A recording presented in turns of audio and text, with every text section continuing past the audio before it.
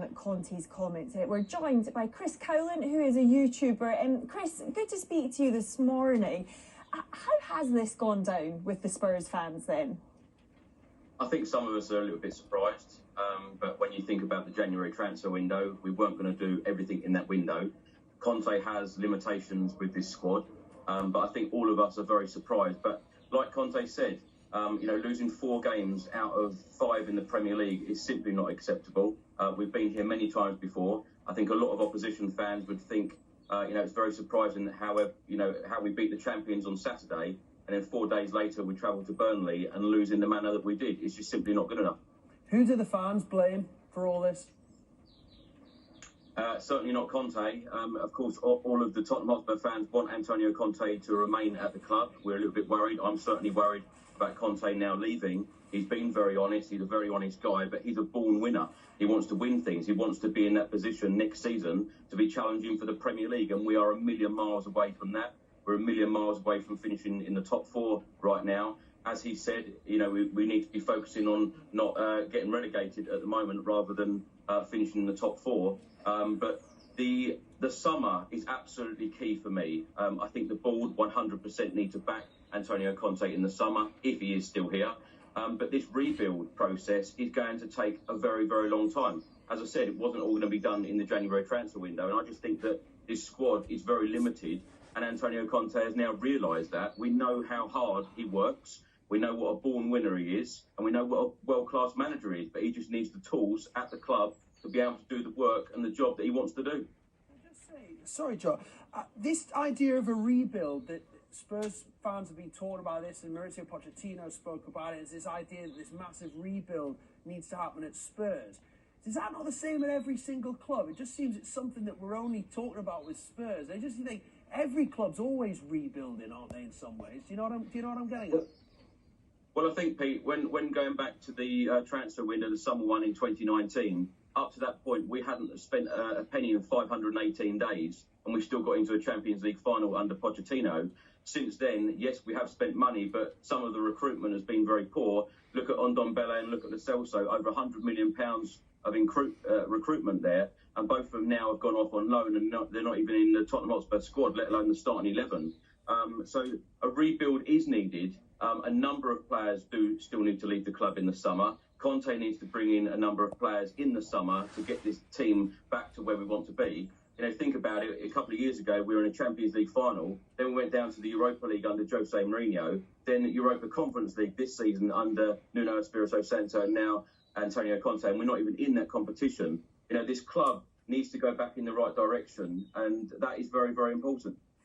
And Chris, you've spoken about Antonio Conte. You obviously don't want him to leave, but when you listen to what he's saying, do you fear in a way that this is him trying to find a way out?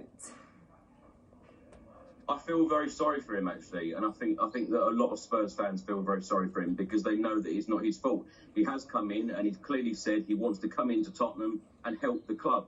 But to lose 4 games out of 5 in the manner that we have done as well, and we're drifting down to be a mid-table club, which is simply not good enough. We were used to being in the Champions League year in, year out, and as I said, we got to that Champions League final. But it's all about club direction, and Antonio Conte is a born winner. He wants to win things. He's not satisfied, and he don't get into conversations about wanting to finish in the top 4 because he's so used to winning. But it does, leave me quite gutted this morning, and very sad, how he's come out. But I love his honesty, and if he doesn't feel that this job is right for him, he does need to sit down with the board. Any business, if something isn't going right, you do need to sit down together and say, what needs to happen. But Antonio Conte is working extremely hard, but I just think he's got such limitations with the squad that he's currently got. I was with a load of Spurs fans on Saturday, Chris, and they were so happy with the result against Manchester City. But honestly, all of them said, but you watch, we'll get beaten by Burnley during the week. It was almost like they knew it was going to happen. It sort of sums up Spurs, being a Spurs fan right now, doesn't it, I guess, to beat City in that way and then to go and lose to Burnley. But just looking at the Harry Kane situation in the summer, and the club fought tooth and nail to keep him at the club, and he wanted to leave. Was that a pivotal moment, do you think, for this season? Should they have let Kane leave? Would it have sent out a message to the rest of the players, or did they do the right thing by battling to keeping keep him at Spurs.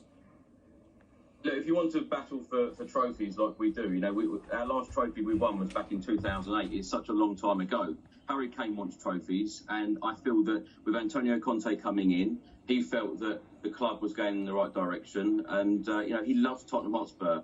But to going back to your point about Saturday, you know, all of us were on such a high, and yes, some of us joked. You know, I didn't, but we've been here we've been here so often, you know, so many times, you know, losing the next game when we have just beaten, you know, one of the best teams in Europe. It's very, very frustrating. But the players have been here before, you know, certain managers have been here before, and us fans are very used to it, very sadly. And Pete mentioned the summer just gone. You've already mentioned the summer ahead and just how important that could be. I just wonder, what's your take on where Spurs finish this season? You know, if they don't get European football, how big a blow would that be in terms of keeping players, in terms of attracting players to the club? Hugely important. We need Champions League football. You don't have a stadium like we do and the training facilities and, you know, the likes of Antonio Conte and Harry Kane at Tottenham Hotspur. If you're not going to be playing European football, it's very weird to not be in a European competition. Important. We need Champions League football. You don't have a stadium like we do and the training facilities and, you know, the likes of Antonio Conte and Harry Kane at Tottenham Hotspur. If you're not going to be playing European football, it's very weird to not be in a European competition now in February.